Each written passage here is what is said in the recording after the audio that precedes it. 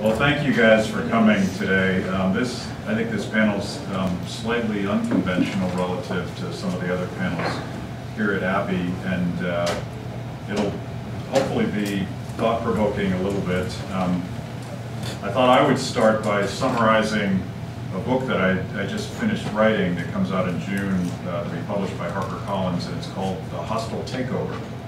And it's a analogy of a shareholder uprising taking on an entrenched management structure of failing ideas. And I thought that was a pretty powerful analogy, not just for the Tea Party in the United States, but for what I consider a more global trend towards decentralization, towards what I call disintermediation in politics.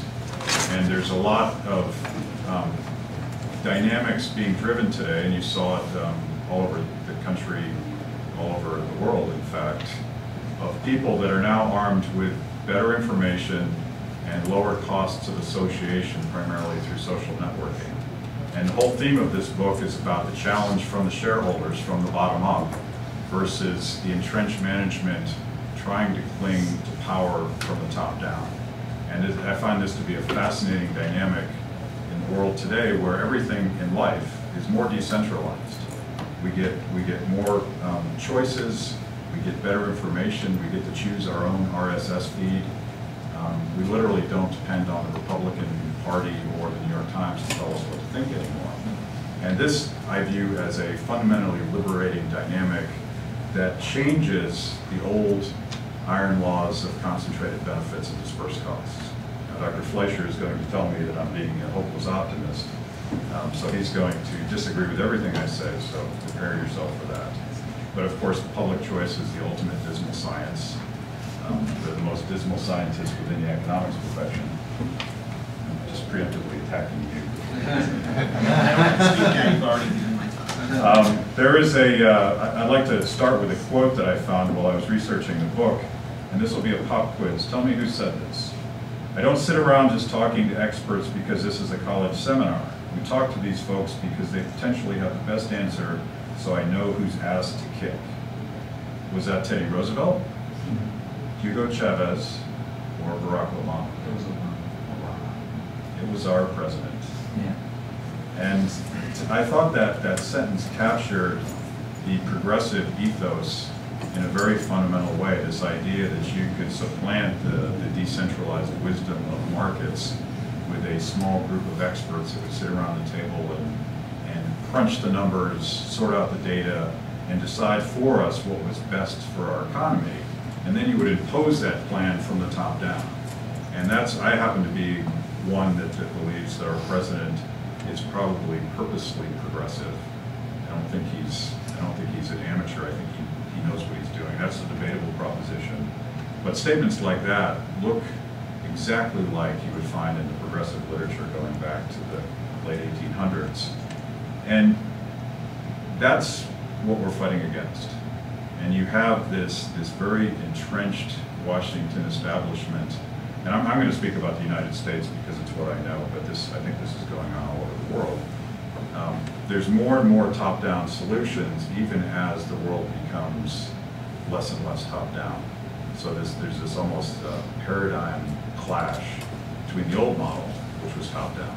The old model being Walter Cronkite literally saying, that's the way it is, versus the new model, where you have an infinite number of bloggers on any given day getting the scoop first, sometimes getting it right, sometimes getting it wrong, but literally having this clash of information, purely uncivilized. It's almost as vicious as a marketplace in the sense that people actually say what they think.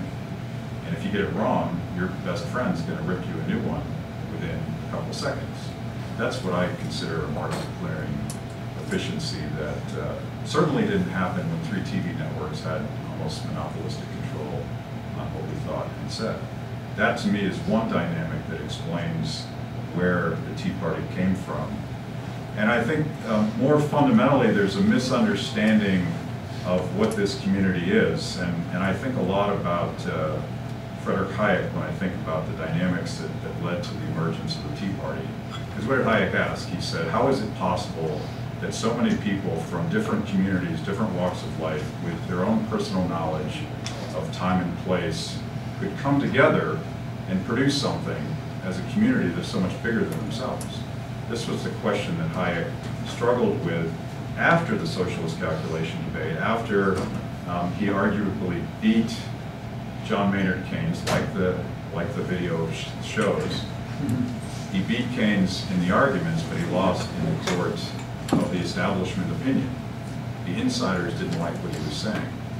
But fast forward to 2010, where you have YouTube, and you have Glenn Beck talking about Hayek, and it turns out that Hayek's ideas about decentralization do a lot better in a decentralized world. And so Hayek seeing a spike in interest in Frederick Hayek that could not have been possible when it was up to the Academy to decide who the winner and the loser was in the debate. And Hayek asked this question, but you could say the same thing about the Tea Party movement.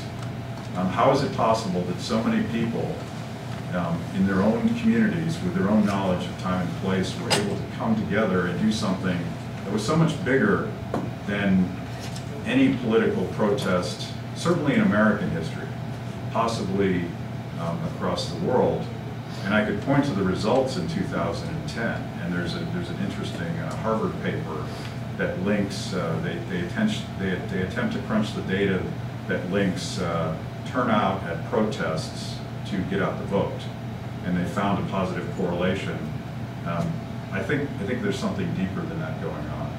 I think what you're seeing is a populist uprising that's more informed, more able to get the information quickly, and more able to act on it. And a perfect example of that were the now infamous August 2010 town hall meetings, 2009 town hall meetings, where all of these people showed up to protest the healthcare bill. And if you read the more fevered interpretations from leftist bloggers, they would argue that it was FreedomWorks and Charles Koch and all of these horrible billionaires behind the scenes pulling strings and filling buses and turning people out. Well, I can tell you that didn't happen. It's not how it happened at all. What happened was Nancy Pelosi posted the bill online. And in retrospect, probably the biggest strategic mistake she made. And this massive healthcare bill, it's virtually unreadable if you've ever tried to read it. What happened was you had this decentralized community of people start to parse through the bill. They started reading sections and they started sharing this information.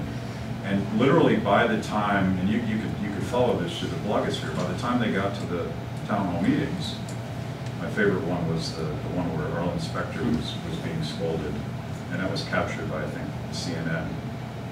It was literally true that the people in the audience had better knowledge about what was in the healthcare bill than these silly congressmen who had never read a bill before, and now these people were expecting them to read it. That's the power of decentralization. That's what happens when you have lower barriers to entry and an ability to share that knowledge. That's a very Hayekian story in a way that I think both the intellectual establishment, and certainly the political establishment, don't fully understand. And there's a guy, I love the quote from a guy named Van Jones. Does anyone know who Van Jones is? He's the disgraced green job czar from the Obama administration, but more importantly, he's one of the top community organizers from the radical left. We call them progressive now. We're not allowed to call these guys socialists because they take offense to that. But Van Jones was in fact a socialist. He was proud of it. He was a truther. He had all sorts of weird stuff. But as a community organizer, very sophisticated guy, and he gave a speech to Netroots Nation, which is the largest gathering of leftist progressive bloggers last year. Fascinating speech. You should really watch it on YouTube, where he puzzled publicly about how is it that all of these rugged individualists, and he puts quotes around the phrase rugged individualists because clearly that's a bad thing. He's trying to straw man all of us. How is it that so many rugged individualists could act collectively as a community? And he's genuinely baffled by this. And he goes on to complain about how it is that progressives who believe in community action are constantly fighting over who gets what grant and how the money is distributed throughout the movement. And to me, it's a perfect analogy for what's going on. Well, of course we act collectively, because you can't have a community unless you have a respect for the rights of the individuals. And of course they fight over the spoils of the revolution, because there's no rules as to who gets what, so you fight it out. You saw that in Occupy Wall Street as well. And he doesn't understand how the Tea Party functions because he doesn't understand how freedom works. And to me, that's a strategic advantage that I think our side has. That in a decentralized world, it may be the case that you change those horrible, iron, dismal laws of public choice that say concentrated benefits always trump the dispersed costs of government action. And that to me, I think, is the test, not just in this next election, but moving forward in the future. And that sounds like it's a paradigm shift. It sounds fundamentally different than what we've seen in the past. But while I was researching my book, and I'll close on this thought, I discovered a book by Bernard Bailyn called The Ideological Origins of the American Revolution. Has anybody ever read this book? It's a fascinating book. And he's a Harvard history professor. He's not, as far as I can tell, everybody thinks that this book is a credible understanding of this total grassroots mashup of ideology that produced the philosophy that drove the Declaration and the Constitution. And it was part Adam Smith, it was part Scottish Enlightenment, there was a lot of Whig philosophy in there. And then there was just a lot of good old-fashioned rugged individualism. I busted my ass to get over here to this country, and I'm not going to let some king tell me what to do. And it was very bottom-up. It was about pamphleteers. It was more Thomas Paine and Sam Adams than it was Thomas Jefferson and John Adams. It was more guys standing up on soapboxes in tricorner hats, talking about freedom, and not always being polite about it, yelling about it, and that tumult. You think about that. Where did George Washington get that wisdom to turn down power? The greatest thing George Washington ever did as president was give away that power. The greatest thing he ever did as general of the Continental Army was refuse to be king. And everybody thinks that the Declaration and Washington's choices and the drafting of the Constitution, it's sort of this immaculate conception that violates the rules of public choice theory. Well, maybe it's not at all. Maybe all of the founders were actually responding to the peer pressure of their equals in the streets of Boston, the guys that did the Boston Tea Party, the guys that actually drove the ideology of the movement from the bottom up, not the top down. And so in a lot of ways, I think there's an interesting analogy to what's going on today. But of course, Sam Adams didn't have a Twitter handle. And George Washington obviously didn't have a Facebook page. So the question is, what happens? What do we do with these tools? Our entire strategy as an organization is completely transparent. Everything we do online, all of our communities, all of our strategy is posted in a very open source kind of way, because of our confidence that if you want to centralize government, you're not going to be able to use these tools because they only work if you believe in freedom. They only work if you let freedom work.